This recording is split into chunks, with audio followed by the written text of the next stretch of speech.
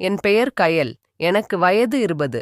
என் அப்பா பெயர் குமாரவேல். அவர் ஒரு பெரிய ஓவியர். அவரால் எங்கள் கிராமத்திற்கே பெருமை. அவர் வரைந்த ஒவ்வொரு படத்திற்கும் ஒரு உயிர் இருப்பது போலிருக்கும். நான் சிறு வயதில் அவர் படம் வரைவதை பார்த்தபடி பல மணி நேரம் உட்கார்ந்திருப்பேன். அது எனக்கு மிகவும் பிடித்தமான நேரம். ஒரு நாள் என் அப்பாவும் அம்மாவும் நானும் என் தங்கை நிலாவும் என நால்வரும் சிரித்தபடி இருக்கும் படத்தை வரைந்து கொண்டிருந்தார். அந்த படம் முடியும் தருவாயில்தான் எங்கள் வாழ்வில் ஒரு பெரிய சோகம் வந்தது. என் தங்கை நிலா, என் அன்பு நிலா, ஒரு பயங்கரமான விபத்தில் எங்களை விட்டுப் பிரிந்தாள். அவளது சிரிப்பு, அவளது சுறுசுறுப்பான கண்கள் எல்லாம் ஒரே நொடியில் மறைந்தன. அந்த அதிர்ச்சியில் அப்பா வரைந்து கொண்டிருந்த வர்ணத் தூரிகையை அவரது கைகளில் அசைக்க முடியாமல் ஆனது. அந்த முடிக்கப்படாத ஓவியம் எங்கள் குடும்பத்தின் உடைந்த கனவுகளுக்கு அடையாளமாய் நின்றது. அவரது முகத்தில் எப்போதும் இருந்த சிரிப்பு மறைந்தது. கண்களில் ஒருவித வெறுமை வந்தது. அவர் வரைந்த ஓவியங்கள் அனைத்தையும் அறையின் ஒரு மூலையில் வீசி எறிந்தார். நிலாவின் மறைவுக்குப் பிறகு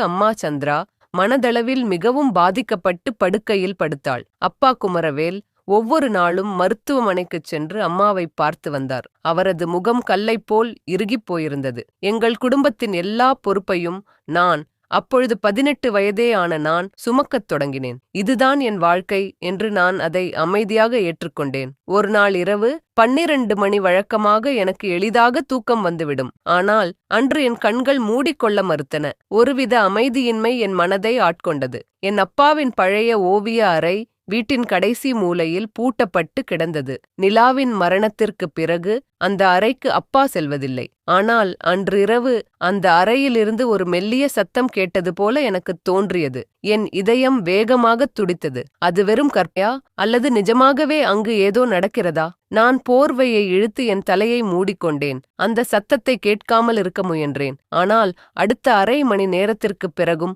அந்த மெல்லிய சத்தம் தொடர்ந்தது. அது ஒரு தூரிகையின் மெல்லிய ஓசை போல, ஓவியம் வரைவது போல என் காதுகளில் ஒலித்தது. ஒருவித பயமும் ஆர்வமும் என்னை ஆட்கொண்டன. மெதுவாக படுக்கையை விட்டு எழுந்தேன். சத்தம் வராமல் இருக்க மிக கவனமாக நடந்தேன். அந்த அறையின் கதவு பூட்டப்பட்டிருந்தது. ஆனால் கதவுக்கு கீழே ஒரு சிறிய இடைவெளி இருந்தது.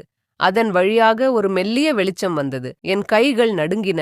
இந்த நள்ளிரவில் அப்பா அங்கே என்ன செய்கிறார்? அடுத்த நாள் காலை அப்பாவின் முகம் சோர்வாக இருந்தது. கண்கள் சிவந்திருந்தன. நான் அவரிடம் கேட்டேன், அப்பா, நேற்று இரவு அந்த ஓவிய அறையிலிருந்து ஏதோ சத்தம் கேட்டது. நீங்க அங்கே என்ன செஞ்சிட்டு இருந்தீங்க? என் கேள்வி அவரது அமைதியை கலைத்தது. அப்பா சட்டென்று நிமிர்ந்து என் கண்களை பார்த்தார். அவரது கண்களில் ஒருவித பதட்டம் தெரிந்தது. சத்தமா? அங்கே சத்தம் வர வாய்ப்பே இல்லை கயல். நீ கனவு கண்டிருப்பாய். அந்த அறை பூட்டப்பட்டு கிடக்கிறது என்றார் அவர். அவரது குரலில் ஒரு கண்டிப்பு இருந்தது. அவர் எதையோ மறைக்கிறார் என்பது தெரிந்தது. அவர் காட்டிய கோபம் என்னை பயமுறுத்தியது. நான் அப்பாவின் அறையை சுத்தம் செய்தபோது பழைய பொருட்களுடன் ஒரு மரப்பெட்டி கிடைத்தது. அதில் சில பழைய புகைப்படங்கள் இருந்தன. ஒரு புகைப்படத்தில் நான், நிலா மற்றும் ஒரு இளைஞர் மூவரும் சிரித்தபடி இருந்தோம்.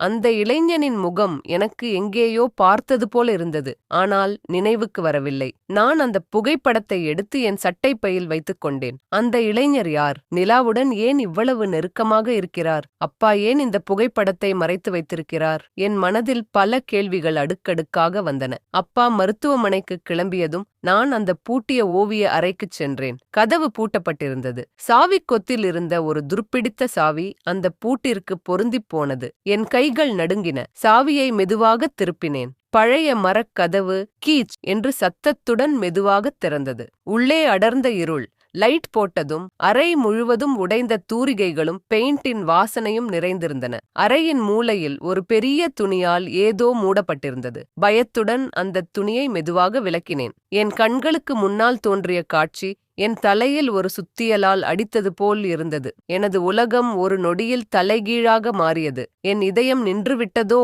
என்று தோன்றியது. துணி வெய்யதும் அங்கே ஒரு பெரிய ஓவியம் முழுமையாக முடிக்கப்படாத நிலையில் இருந்தது. அது என் தங்கை நிலாவின் ஓவியம். ஆனால் வழக்கமான படங்களைப் போலல்லாமல் இந்த ஓவியத்தில் நிலாவின் முகம் ஒருவித மரண பயத்துடன் ஆழ்ந்த சோகத்துடன் வரையப்பட்டிருந்தது. அவளது கண்கள் கண்ணீரால் நிரம்பி ஒரு பெரிய அழிவின் அடையாளமாக இருந்தன. அவளது கைகளில் ஒரு கருப்பு பூவை மரணத்தின் சின்னம் போல ஏந்தியிருந்தாள். அந்த ஓவியத்தை பார்த்ததும் என் முதுகெலும்பில் ஒரு சில்லிப்பு பரவியது. இது நிலா இறந்த பிறகு வரையப்பட்டது போல் இருந்தது. அப்படியானால் அப்பா ஏன் இப்படி ஒரு பயமுறுத்தும் ஓவியத்தை வரைந்தார்? ஓவியத்தின் கீழே ஒரு சிறிய கண்ணாடி இருந்தது. அதில் நான் பிரதிபலித்தேன். என் முகம் பயத்தால் வெளிறிப் போயிருந்தது. அதே நாளில் என் தோழி பிரியாவைச் சந்திக்கச் சென்றேன். அவள் என் தங்கை நிலாவின் நெருங்கிய தோழி. பிரியாவிடம் என் சட்டை பையில் இருந்த அந்த மர்ம இளைஞரின் புகைப்படத்தை காட்டினேன். பிரியா, இந்த பையன் யார்? நிலாவுடன் ஏன் இவ்வளவு நெருக்கமாயிருக்கான் என்று கேட்டேன். பிரியா அந்த புகைப்படத்தை பார்த்து அதிர்ச்சியடைந்தாள். இவன் அபிஷேக், கயல்,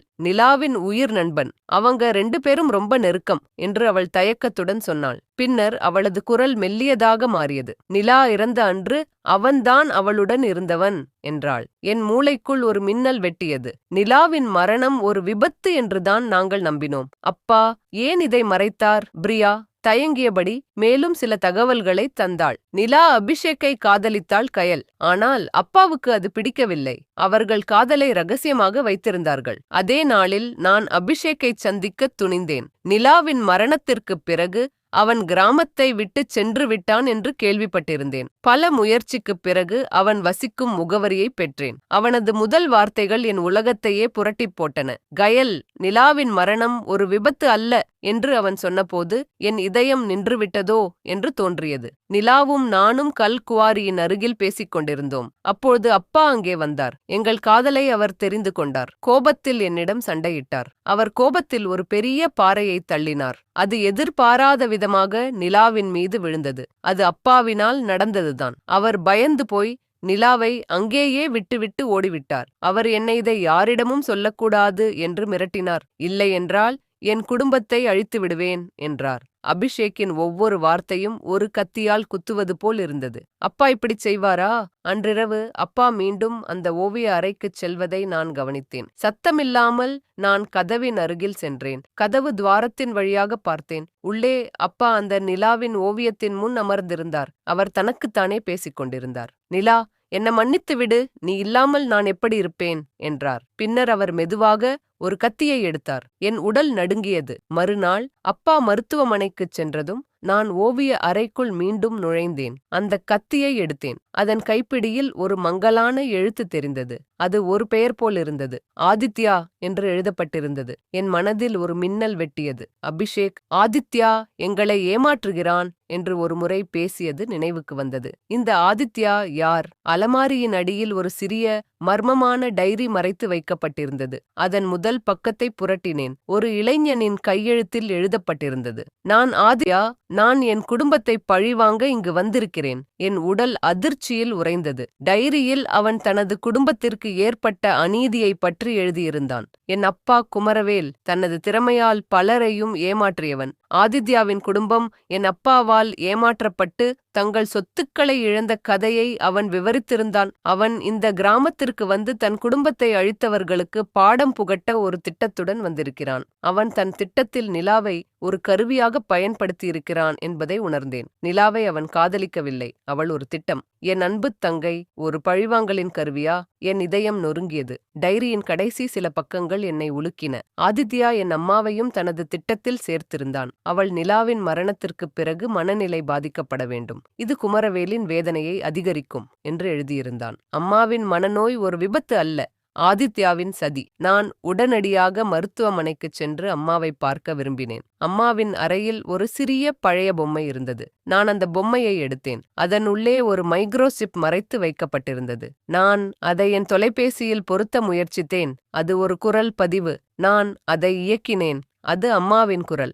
ஆதித்யா, நிலா, குமரவேல் எல்லாமே ஒரு சதி. நிலா இறந்த அன்று ஆதித்யாதான் பாறையை தள்ளினான். குமரவேல் தடுக்க முயன்றான். ஆனால் குரல் திடீரென துண்டிக்கப்பட்டது. என் உடல் நடுங்கியது. யார் உண்மையான கொலைகாரன்? நான் அப்பாவை நேரில் சந்தித்து இந்த உண்மைகளை எதிர்கொண்டேன். அவர் முதலில் மறுத்தார், பின்னர் அதிர்ச்சியடைந்தார். நான் ஆதித்யாவின் டைரியையும் அம்மாவின் குரல் பதிவையும் அவரிடம் காட்டினேன். அப்பா கண்ணீருடன் நடந்த உண்மையை ஒப்புக்கொண்டார். நான் நிலாவை கொல்லவில்லை கயல். ஆதித்யா தான் அவளை அவளைக் கொல்ல முயற்சித்தான். அவன் பாறையை தள்ளினான். நான் நிலாவை காப்பாற்ற முயன்றேன், ஆனால் என்னால் முடியவில்லை. நான் பயந்து விட்டேன். ஆதித்யா என்னை மிரட்டினான், அதனால் தான் நான் இந்த உண்மையை பேசாமல் மறைத்தேன் என்று அவர் அழுதார். உடனடியாக காவல்துறைக்கு தகவல் கொடுத்தோம். ஆதித்யா தலைமறைவாகிவிட்டான். பல நாட்கள் தேடலுக்குப் பிறகு ஆதித்யா கிராமத்தின் ஒரு ஒதுங்கிய வீட்டில் கண்டெடுக்கப்பட்டான். அவன் மனநிலை மிகவும் பாதிக்கப்பட்டிருந்தது. அம்மாவின் சிகிச்சை தொடர்ந்தது. மெல்ல மெல்ல அவள் சரியாகி வந்தாள். அப்பா தனது ஓவியத் தூரிகையை மீண்டும் எடுத்தார். அவர் ஒரு புதிய ஓவியத்தை வரையத் தொடங்கினார். அது நிலாவின் ஓவியம். ஆனால் இந்த முறை அவள் சிரித்த முகத்துடன் அமைதியுடன் இருந்தாள். அந்த ஓவியம் சிதைந்த குடும்பத்தின் மீது விழுந்த இருண்ட நிழலை அகற்றி ஒரு புதிய வெளிச்சத்தை கொண்டு வந்தது. சத்தியமும் அன்பும் எப்போதும் வெற்றி பெறும். ஒரு குடும்பத்தின் சிதைந்த கதை மீண்டும் ஒரு புதிய அத்தியாயத்தை நம்பிக்கையுடன் எழுதத் தொடங்கியது. இந்த வீடியோ பிடிச்சிருந்தா